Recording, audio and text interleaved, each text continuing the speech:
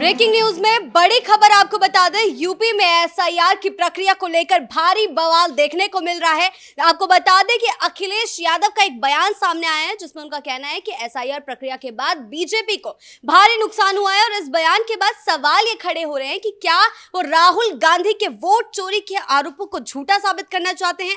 अखिलेश यादव इस बयान के चलते खुद ही घिर गए हैं। इस मामले में ज्यादा अपडेट के साथ मेरे साथ जुड़ रहे हैं मेरे सहयोगी नवेंदु जी। सर, अखिलेश के बयान से अब क्या हड़कंप मचा हुआ है यूपी में? देखिए, अखिलेश यादव ने जो बयान दिया है उसने यूपी के सियासी पारा को उफान पर ला दिया है। और अखिलेश यादव के बयान का सीधा अर्थ है, राहुल गांधी बाहर निकलो और भारत की जनता से माफी मांगो, चुनाव आयोग के सामने रगड़ो, गिड़गिड़ाओ और बोलो कि मैंने जो कुछ कहा है वो पूरी तरह से गलत है। क्योंकि वोट चोरी का मुद्दा इतना बड़ा राहुल गांधी ने बिहार चुनाव में बना दिया कि लग रहा था कि विपक्ष के पास कोई और मुद्दा है ही नहीं। और राहुल गांधी ने तेजस्वी यादव का पूरा चुनाव प्रचार ही बर्बाद कर दिया था। जिस तरह से बिहार में वोट चोरी को लेकर उन्होंने पूर्वांचल से लेकर मिथिलांचल तक, सीमांचल तक हर जगह लंबी चौड़ी यात्रा निकाली। कांग्रेस के उसमें कितने कार्यकर्ता शामिल हुए ये हर किसी को मालूम है, क्योंकि उसमें लोग कम नजर आ रहे थे, झंडे ज्यादा दिख रहे थे। हालांकि मीडिया के कैमरों ने इसको जमकर कैद किया। राहुल गांधी लाइमलाइट में छाए रहे और उन्हें लगा कि इस बार तो वो बिहार में चुनाव जीत ही गए हैं। हालांकि आप देख लीजिए कि जब चुनाव नतीजे आए बिहार के, उसके बाद राहुल गांधी के सारे दावे फेल हो गए। और अब पूरे देश की नजर असम पर टिकी है, पश्चिम बंगाल पर टिकी है और उसके बाद देश के सबसे बड़े प्रदेश उत्तर प्रदेश में विधानसभा चुनाव होने वाले हैं। 2027 में योगी बनाम अखिलेश की लड़ाई है। लेकिन अखिलेश यादव की सियासत जो है वो राहुल गांधी और तेजस्वी यादव से थोड़ी अलग है, क्योंकि अखिलेश यादव एक सीरियस पॉलिटिशियन है। किस तरह से वो राजनीति करते हैं उसका प्रमाण 2024 के लोकसभा चुनाव में मिल गया, जहां उसकी रणनीति अखिलेश यादव की बीजेपी उसमें पूरी तरह से फंस गई। लेकिन 2027 में जो चुनाव होंगे योगी बनाम अखिलेश, उसमें एसआईआर का मुद्दा बहुत बड़ा है। क्योंकि यूपी में 2,89,00,000 वोटरों के नाम कटने जा रहे हैं। फाइनल डेटा तो फरवरी में आएगा, लेकिन एसआईआर को लेकर जो एक्सटेंशन थी वो नहीं दी गई, यानी यूपी में एसआईआर का काम पूरा हो गया। और अब एसआईआर पर जिस तरह से अखिलेश यादव के हर दिन बयान सामने आ रहे हैं, उससे तो यही लग रहा है कि अखिलेश यादव को समझ में आ गया कि एसआईआर की प्रक्रिया जो है वो यूपी के लिए बहुत बेहतर है। क्योंकि अब अखिलेश यादव जो बयान दे रहे हैं उससे साफ साफ समझा जा सकता है कि अखिलेश यादव तो खुद अपने आप को फंसा रहे हैं, खुद इंडी गठबंधन को फंसा रहे हैं। जरा दर्शकों को बता दें कि उन्होंने आखिरकार कहा क्या है। उन्होंने आरोप लगाया है कि बीजेपी एसआईआर के अपने खोदे हुए गड्ढे में खुद ही गिर गई है। ये अखिलेश यादव कह रहे हैं।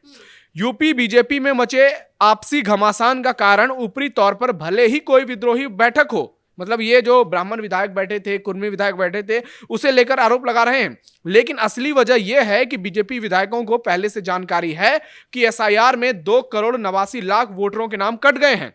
इनमें 85 से 90% वोटर उनके अपने ही हैं। यह अखिलेश यादव का कहना है। यानी अखिलेश यादव कह रहे हैं कि एसआईआर में जो करीब 3 लाख नाम कट रहे हैं उसमें से 90% वोटर बीजेपी के हैं।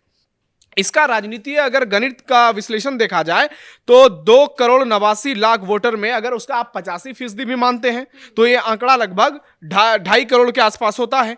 अब इस आंकड़े को आप यूपी विधानसभा में 403 सीट है, अगर उससे भाग दीजिएगा तो पता चलता है कि हर बूथ पे बीजेपी के 60,000 61,000 वोट कट गए। ये अखिलेश यादव कह रहे हैं। यानी कई विधानसभा सीट ऐसी है जहां फैसला महज 1,000 वोट से होते हैं, 2,000 वोट से होते हैं, वहां अखिलेश यादव कह रहे हैं कि बीजेपी के 60,000 वोट कट गए।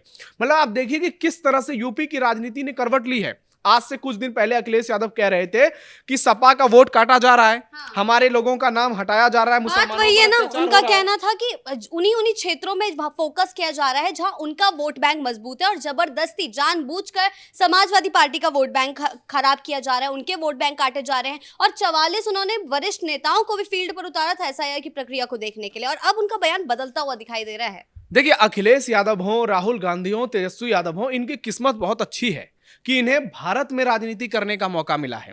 अगर इनकी सियासत किसी और देश में चल रही होती तो अभी तक इनकी हालत इमरान खान जैसी हो गई रहती, शेख हसीना जैसी हो गई रहती। नेपाल में जिस तरह से केपी शर्मा ओली छोड़कर भागे, वही हाल इन नेताओं का भारत में किया जाता। लेकिन चूंकि भारत दुनिया का सबसे बड़ा लोकतंत्र है और यहां सहिष्णुता की पराकाष्ठा जो है वो सबसे ऊपर है। इसलिए ऐसे नेता बचे हुए हैं, क्योंकि जिस तरह से ये जनता के जनादेश का अपमान करते हैं, जिस तरह से जनता को कटघरे में खड़े करते हैं, और उसके बाद देश की जनता खासकर हिंदू समाज जिस तरह से इनके साथ खड़े होती है, इनको बचाती है, इन लोगों को नाक रगड़कर माफी मांगना चाहिए। आप देखिए कि हर चुनाव के बाद ये लोग किस तरह से मैदान में उतरते हैं और जबरदस्त सियासी ड्रामा करते हैं। कभी चुनाव हारेंगे तो ईवीएम का रोना रोएंगे, सुप्रीम कोर्ट जाते हैं, वहां पे जबरदस्त चाटा खाते हैं, चुपचाप आकर बैठ जाते हैं, फिर अगले चुनाव की इंतजार करते हैं। जैसे अगला चुनाव आता है फिर ईवीएम को लेकर राग अलापना। जब आप कर्नाटक जीतते हैं, हिमाचल जीतते हैं, झारखंड जीतते हैं, तब ईवीएम ठीक रहता है। जब कांग्रेस पार्टी लोकसभा चुनाव में 44 से 52 और 52 के बाद 99 पर पहुंच जाती है, तब ईवीएम ठीक रहता है। और जैसे ही बीजेपी की जीत होती है ईवीएम खराब हो जाता है। हालांकि ईवीएम को पीछे छोड़ दिया इन्होंने, क्योंकि सुप्रीम कोर्ट में जब ये पूरा गैंग गया हुआ था तो सुप्रीम कोर्ट ने इनका कान निचोड़कर इनको भगा दिया वहां से। उसके बाद ये लोग वोट चोरी पर आ गए, और वोट चोरी का इनका जो पूरा आरोप है, पहले तो लोगों ने इसको महाराष्ट्र में खारिज कर दिया, उसके बाद हरियाणा में खारिज किया, फिर दिल्ली में खारिज किया, और अब राहुल गांधी ने बिहार में जो किया, उसके बाद बिहार का तो नतीजा और भी बेहतर रहा।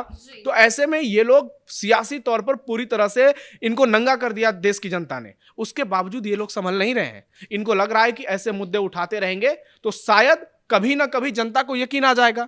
क्योंकि आप देखिए, किसी भी एक व्यक्ति को लगातार एक ही बात कहा जाए, एक ही बात दोहराया जाए, फिर वो कहावत याद आ जाती है, भेड़िया आया वाला, तो शायद इनको लगता है कि वो लोगों के जहन में बैठ जाएगा। इसलिए ये लोग बार बार उसी चीज को लोगों के सामने रखते हैं कि कभी ना कभी तो लोग भरोसा करेंगे, और फिर ये लोग बयान देते हैं कि भारत में भी स्थिति उसी तरह होगी जैसे पाकिस्तान, बांग्लादेश, नेपाल में होती है।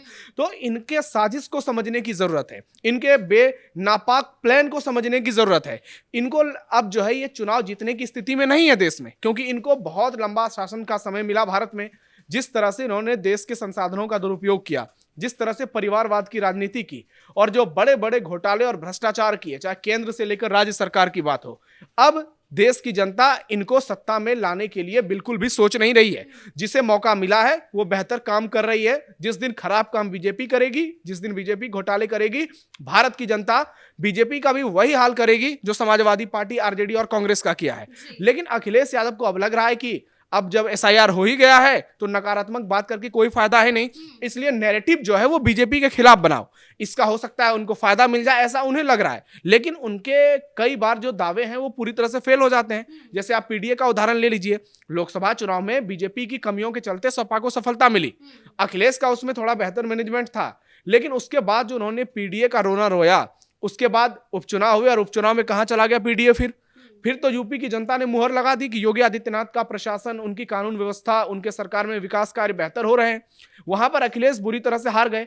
अब इनको लग रहा है कि 2027 का चुनाव है, तो अब चुनाव में कैसे बेहतर परफॉर्मेंस किया जाए, अखिलेश यादव सामने आ रहे हैं अपनी रणनीतियों को लेकर। हालांकि आप देखिए कि अखिलेश यादव जिस तरह से मुद्दे उठा रहे हैं वो हम उनकी तारीफ करते हैं, यानी वो वोट चोरी के आरोप को पूरी तरह से नकार रहे हैं, और बीजेपी पर जो आरोप लगते हैं कि वोट चोरी हो रही है वो पूरी तरह से खारिज हो रही है।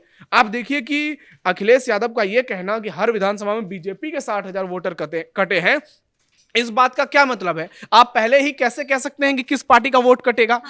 जहां आप चुनाव हार जाएंगे आप कहेंगे वहां पे जो वोटर बढ़े वो बीजेपी के बढ़ गए, और जहां आप चुनाव जीतेंगे वहां कहेंगे कि हमारे वोटर, वो हमारे कम वोट से हम चुनाव जीते क्योंकि हमारे वोटर काट लिए गए। यही हाल इनका महाराष्ट्र चुनाव को लेकर के था कि महाराष्ट्र में जहां बीजेपी जीती वहां वोट बढ़ा बीजेपी का, और जहां इंडी गठबंधन हारा वहां वोट काट दिए उनके। लेकिन एक सवाल ये भी खड़ा हो रहा है, अभी तो उन्होंने ये बयान दे दिया कि एसआईआर की प्रक्रिया से बीजेपी के वोट कटे हैं, लेकिन अगर 2027 में ऐसा होता है कि ये हारते हैं और उन्हीं का वोट ज्यादा कटा होता है, तो क्या इनका ये बयान पलटेगा? क्योंकि अभी तो ये बयान सीधा सीधा विपक्ष पे, राहुल गांधी पर ज्यादा सवाल खड़े कर रहा है। क्या इनका ये बयान फिर से बदल सकता है? देखिए, अखिलेश यादव की सियासत को समझने की जरूरत है। कई बार अखिलेश अपने बयान से पलट चुके हैं, कई ऐसे बयान आपको मिल जाएंगे। तो अखिलेश यादव हो या कोई भी दूसरे नेता हो, ऐसा नहीं है कि सिर्फ अखिलेश हो, राहुल हो, तेजस्वी हो, सियासत में जो भी नेता है वो अपने बयान से पलटते हैं। चाहे वो बीजेपी के भी कई नेता का आपका उदाहरण मिल जाएगा। तो नेताओं का ये चरित्र ही होता है कि वो जो बात करते हैं, जो वादे करते हैं, कई बार उसको पूरा नहीं कर पाते हैं। और आपने बिहार में प्रशांत किशोर का हाल देखा होगा, कैसे उन्होंने दावा किया कि वो राजनीति से संन्यास ले लेंगे अगर जेडीयू को 25 से ज्यादा सीटें आएंगी तो।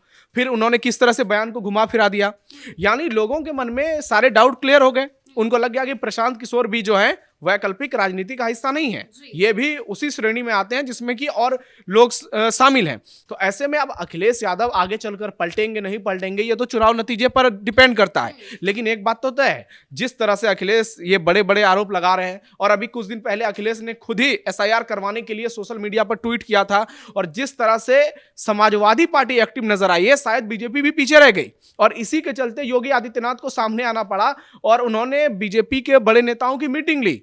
दिल्ली से मैसेज आया कि एसआईआर के काम में जी जान से भिड़ो, यानी बीजेपी को लग रहा था कि भाई हमसे ज्यादा एक्टिव तो सपा है।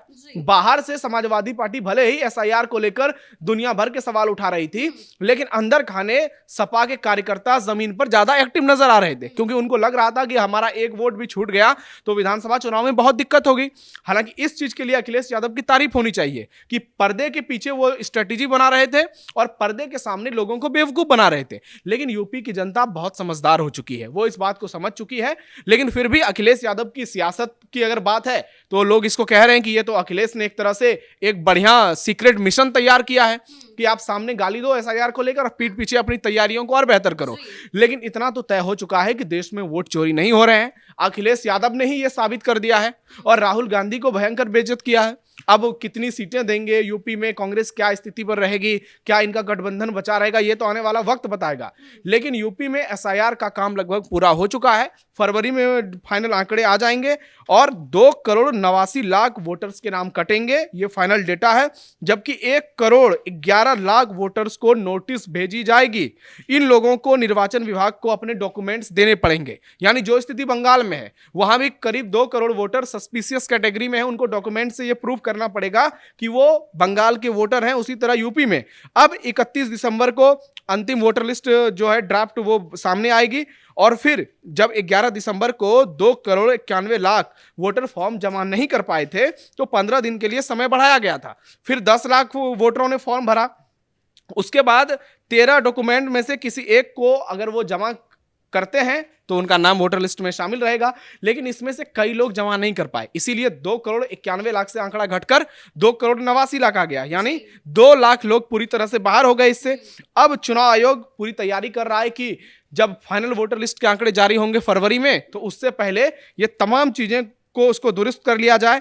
और इस प्रक्रिया के तहत जिन 2.5 करोड़ वोटर्स के नाम कटेंगे उनमें आपको बता दें कि 1,26,00,000 वोटर स्थानांतरित हो चुके हैं, 46 लाख वोटर्स की मौत हो चुकी है। इसके अलावा 23,70,000 करीब डुप्लीकेट वोटर्स थे जिनका नाम काटा गया है। इसमें 83,73,000 जो कि वोटर प्रेजेंट नहीं है, इनका नाम काटा गया है, और 9.5 लाख ये दूसरे कारणों से इनका नाम काटा गया है। यानी यूपी में पूरी तरह से आंकड़ा क्लियर है। अब अखिलेश यादव के बयान खुद ही समाजवादी पार्टी और कांग्रेस को बेनकाब कर रहे हैं, और अखिलेश ने यह साबित कर दिया है कि देश का चुनाव आयोग बहुत निष्पक्ष तरीके से काम कर रहा है, बहुत पारदर्शी तरीके से काम कर रहा है। और इस एसआईआर में जो ये करीब 3 करोड़ नाम कट रहे हैं, अब आप देखिएगा कि पंचायत चुनाव कितने बेहतर तरीके से होगा और यूपी चुनाव कितना बेहतर तरीके से होता है, क्योंकि जो पार्टी नैरेटिव सेट करने में कामयाब होगी उसकी बंपर जीत हो सकती है। क्योंकि अब वोटर लिस्ट में कोई गड़बड़ी नहीं है, अब कोई भी बुर्का पहनकर फर्जी वोटिंग नहीं कर पाएगा, और जिस तरह से बूथ लूटने की पहले हिमाकत की जाती थी अब तो उसका ख्याल भी नहीं आता है। अब फर्जी वोटिंग भी यूपी में नहीं हो पाएगी, और अखिलेश यादव इतने बयान दे रहे हैं, इसका मतलब है सबसे ज्यादा वही परेशान है। जी, बहुत बहुत शुक्रिया आपका इन तमाम जानकारियों के लिए। तो कुल मिलाकर जहां एसआईआर की प्रक्रिया को लेकर अखिलेश यादव पहले कई सवाल उठा रहे थे, वहीं अब उनके एक बयान ने यह साबित कर दिया है कि किसी भी तरह की वोट चोरी जो है नहीं की जा रही है। विपक्ष जो नैरेटिव गढ़ने की कोशिश कर रहा था, उस नैरेटिव को खुद अखिलेश यादव ने झूठा साबित कर दिया है, और इसी को चलते वो अब सवालों के घेरे में कटघरे में खड़े हो गए हैं। ब्रेकिंग न्यूज में फिलहाल इतना ही। कैमरा पर्सन राजकुमार के साथ मैं शिवानी रतूड़ी, कैपिटल टीवी उत्तर प्रदेश।